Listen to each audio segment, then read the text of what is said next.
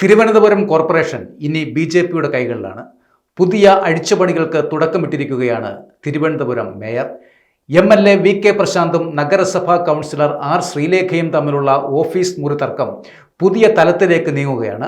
നഗരസഭാ കെട്ടിടങ്ങളുടെ വാടകക്കൊള്ള അന്വേഷിക്കാനുള്ള നടപടികളുമായി ബി.ജെ.പിയും രംഗത്ത് വന്നിരിക്കുകയാണ്.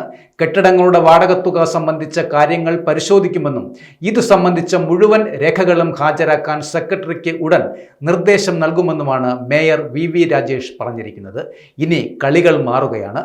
300-350 സ്ക്വയർ ഫീറ്റ് വരുന്ന കെട്ടിടം വെറും 832 രൂപയ്ക്കാണ് വാടകയ്ക്ക് നൽകിയിരിക്കുന്നതെന്ന് മേയർ ചൂണ്ടിക്കാട്ടിയിട്ടുണ്ട്. പൊതുജനാവശ്യങ്ങൾക്കായി പ്രവർത്തിക്കുന്ന എം.എൽ.എ. ഓഫീസിന് നിയമപരമായി ഇളവുണ്ടാകാമെങ്കിലും സ്വകാര്യ വ്യക്തികൾക്ക് അതേ നിരക്കിൽ കെട്ടിടം നൽകിയിരിക്കുന്നത് ഗുരുതരമായ പിഴവാണെന്നും അദ്ദേഹം കൂട്ടിച്ചേർക്കുകയും ചെയ്തു. ശാസ്തമംഗലം പോലെ തിരുവനന്തപുരത്തിന്റെ ഹൃദയഭാഗത്ത് ഇത്ര സ്ക്വയർ ഫീറ്റ് വരുന്ന കെട്ടിടം 832 രൂപയ്ക്ക് ലഭിക്കുമോ എന്നും ചോദ്യം ഉയർന്നിരിക്കുകയാണ്. ഏകദേശം 15,000 രൂപ ലഭിക്കേണ്ടിടത്ത് കോർപ്പറേഷന് കിട്ടുന്നത് വെറും 832 രൂപ മാത്രമാണെന്നും മേയർ വ്യക്തമാക്കുകയും ചെയ്തിട്ടുണ്ട്. നഗരസഭയുടെ കെട്ടിടങ്ങൾ പല ഭാഗങ്ങളിലും തലമുറകളായി കൈമാറി വരുന്നവയുമാണ്.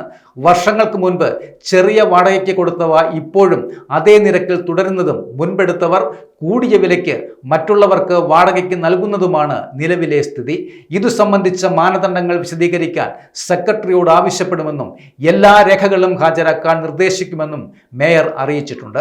കഴിഞ്ഞ ഭരണസമിതിയിൽ ധനകാര്യ സ്റ്റാൻഡിംഗ് കമ്മിറ്റിയിൽ ഏറ്റവും അധികം അംഗങ്ങളുണ്ടായിരുന്നത് ബി.ജെ.പിയിൽ നിന്നുമായിരുന്നു.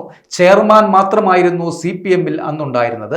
കെട്ടിടങ്ങൾ വാടകയ്ക്ക് നൽകിയതുമായി ബന്ധപ്പെട്ട് വലിയ കൊള്ള നടക്കുന്നുണ്ടെന്ന ആരോപണം ബി.ജെ.പി അന്നു തന്നെ ഉയർത്തുകയും ചെയ്തിരുന്നു. ഇത്തവണ മേയർ വി. രാജേഷ് ചുമതല ഏറ്റെടുത്ത് അതിന് തൊട്ടു പിന്നാലെ വാടകക്കൊള്ളയും നഗരത്തിന് പുറത്തേക്ക് ഓടുന്ന ഇലക്ട്രിക് ബസ്സുകളുമായി ബന്ധപ്പെട്ട വിഷയങ്ങളും മാധ്യമങ്ങളോട് തുറന്നു പറഞ്ഞിരുന്നു. ഇനി കളി മൊത്തത്തിൽ മാറുകയാണ്. ബി.ജെ.പി അധികാരത്തിൽ വന്നതിന് ശേഷം പുതിയ അഴിച്ചുപണികളുമായി മേയർ രംഗത്ത് വന്നിരിക്കുകയാണ്.